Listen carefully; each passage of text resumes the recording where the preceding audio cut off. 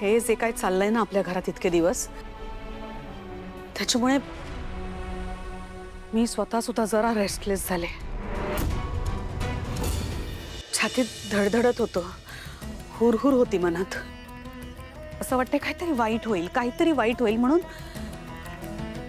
मी गुरुजींना फोन केला. त्यांना विचारलं तर त्यांनी सुद्धा तेच सांगितलं की अमृताला घराबाहेर पडू द्यायचं नाहीये अजिबात. निदान डोहाळ जेवण होईपर्यंत तरी. प्लीज ऐकूया ना त्यांचं आपण. आई, पण उद्या पहिला मंगळवार आहे. मी तुम्हाला म्हणाले होते ना की मला देवीची ओटी भरायची आहे. मला देवळात तरी जावंच लागेल आई. जावं लागेल म्हणजे नाही जायचं. तुझ्या बाबतीत, तुझ्या बाळाच्या बाबतीत मी अजिबात रिस्क घेणार नाहीये यावेळेस, कळलं? म्हणून तू बाहेर जायचं नाहीयेस आणि कोणी तिला मदत सुद्धा करायची नाहीये.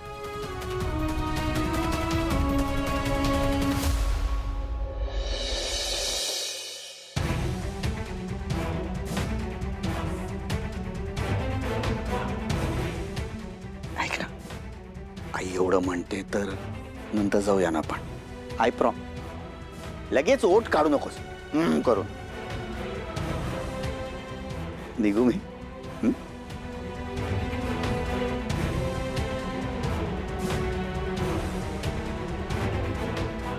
वहिनी, फुलांची माळ, ice cream ice cream ice cream. Bablu, list नीट करून घ्या. आणि हे बघ, ती फुलं फक्त दारापर्यंत ठेवू नको, जरा बाहेरपर्यंत वाढवत नाही काय. बाबा, तुम्ही मला ना लग्नाची तयारी करायला सांगताय. अहो ह्या खर्चात ना मार काय गरीबाचं लग्न झालं असतं. अरे डोंट वरी, तुझ्या लग्नात आपण ह्याच्यापेक्षा जास्त खर्च करू. मग ठीक आहे, पण एवढा थाट करतोय कशाला आपण? का करतोय थाट? अरे भेंदळे घराण्याच्या पुढच्या पिढीचा पहिला सदस्य येतोय. मग ते प्रेसवाले बोलव. तुझं डोहाळ जेवण आहे. अहो म्हणजे फोटो काढायला बोलतो ना. नाही, एक मिनिट. काय चाललंय? कसली चर्चा? प्रेस बीस कशासाठी? काय नाही, ते अशीच गंमत करत होतो आम्ही. नाही, ते अमृताच्या डोहाळ जेवणाचं प्लॅनिंग आहे ना, ते करायला बसलोय. मग तुम्ही का करताय? कॅन्सल? नाही म्हणजे पुरुषांचा कार्यक्रम नाहीये हा, बायकांचा कार्यक्रम आहे. आम्ही बायका करू ना प्लॅनिंग. कोणी सांगितलं की डोहाळ जेवण हा बायकांचा सोहळा असतो आणि पुरुषांचा नसतो? आता अमृताच्या पोटी येणारा बाळ मुलगा आहे का मुलगी कोणाला माहितीये? नाही, पण डोहाळ जेवण अमृताचं आहे ना, म्हणजे लाड तिचे पुरवायचेत ना. अगं, मुळात हा गैरसमज आहे की डोहाळ जेवण हा आईचा सोहळा असतो. डोहाळ जेवण हा बाळाचा सोहळा असतो आणि येणारं बाळ जर मुलगा असेल तर तो फक्त बायकांचा सोहळा राहीलच कसं? तुम्ही नका ना प्लीज माझ्याशी वाद घालू. या ना सगळ्या जुन्या चालीरीती आहेत.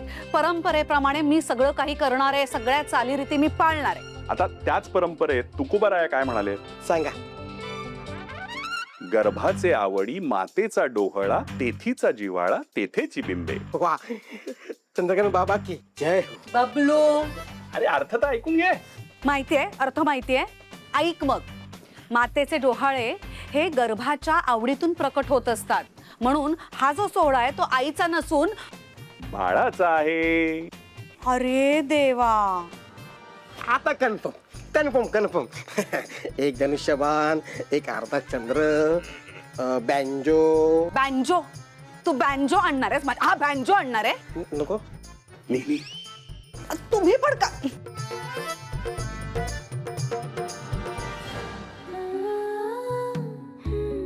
काय? आता 2 महिने उरलेत. 2 महिन्यात आपल्या घरात एक छोटा पाहुणा येणार आहे.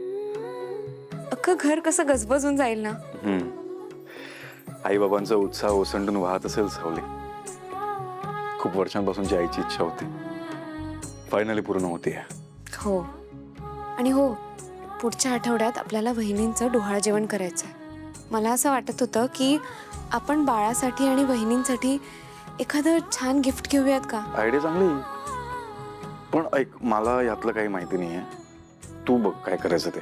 तू जे म्हणशील ते फायनल.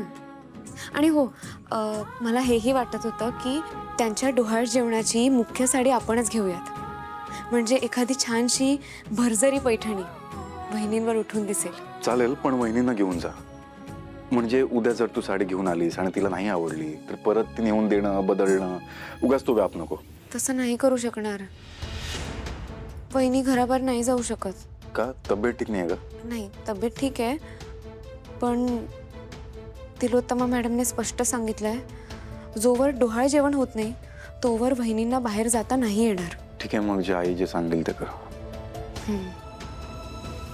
किंवा आपण एक काम करू शकतो, जेव्हा आपण दुकानात जाऊ तेव्हा मी वहिनींना व्हिडिओ कॉल करते, म्हणजे त्यांच्या आवडीची साडी घेऊ. माझी बायको स्मार्ट आहे. ठीक आहे, चालेल, जाऊ आपण. आता निघू. हो, चल, बाय. बाय.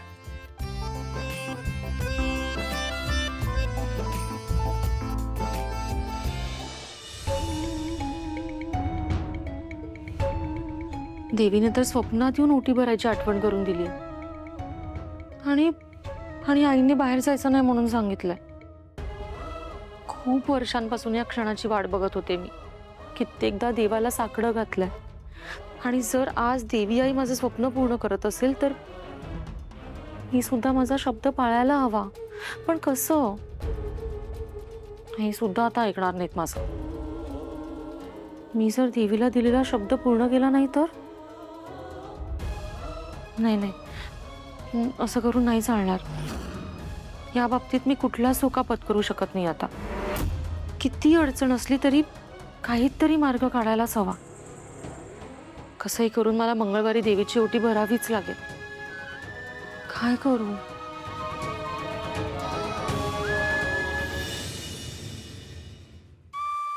वहिनी, मी तुम्हाला किती वेळा सांगितलंय किचन मध्ये यायचं नाही म्हणून. सगळी कामं मी करेन. का आलात? अगं, मी काम करायला आलेलं नाहीये. मला जरा तुझ्याशी बोलायचं होतं. बोलायचंय? बरं, मग आधी बसा, बसून बोलूया. बरं, बसतेस. बोला. सावली, तुला माहिती आहे ना, आपल्या घरात कित्येक वर्ष पाळणा हलला नव्हता. म्हणूनच मी देवी आईकडे नवस केला होता की माझा 7वा महिना सुरू झाला की मी पहिल्या मंगळवारी तिची ओटी भरायला येईन. पण वहिनी, तिलोत्तमा मॅडम काय म्हणाल्या आहेत लक्षात आहे ना तुमच्या? त्यांच्या गुरुजींनी ताकीद दिली आहे की तुम्ही ह्या घराचा उंबरठा ओलांडायचा नाही. मग तुम्ही बाहेर कशा जाणार आहात? तेच ना, मला कळतच नाही मी काय करू. एकीकडे आईंनी दिलेला शब्द आणि दुसरीकडे मी देवी आईला केलेला नवस.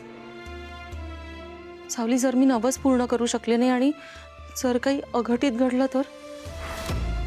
म्हणूनच मी तुझ्याकडे आले. प्लीज काहीतरी मार्ग काढ. पण वहिनी, मी काय करूयात? तिलोत्तमा मॅडमचा शब्द नाही मोडता येणार. ते आपल्या भल्यासाठीच सांगतात ना सगळं. मग मी काय करू? आईंचा शब्द राखण्यासाठी देवी आईला केलेला नवस मोडू आणि त्यामुळे माझ्या बाळावर काही संकट आलं तर? सावली, मला खूप भीती वाटते. प्लीज कर ना काहीतरी. पण मग तुम्ही घराबाहेर पाऊल कसं टाकणार? सावली, हे बघ, आईंना घरातून बाहेर पाठवण्याची आणि तिथे त्यांना गुंतवून ठेवण्याची जबाबदारी माझी. तू फक्त माझ्याबरोबर चल. तू असलीस ना की धीर येतो. मला नाही भीती वाटत कसलीच. सावली, प्लीज.